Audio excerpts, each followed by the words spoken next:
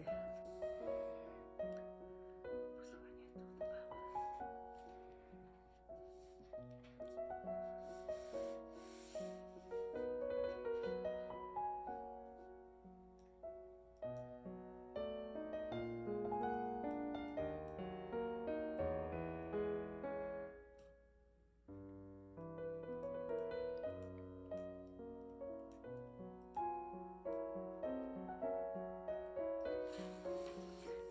Зад всяко добро седи една баба.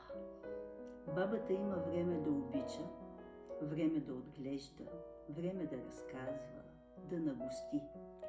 Баба е дума с персийски произход, означаваща баща и порта. В славянските езици, когато сърцето се разтваря, баба става женската порта за душата и мъдростта на познанието. Баба е любов.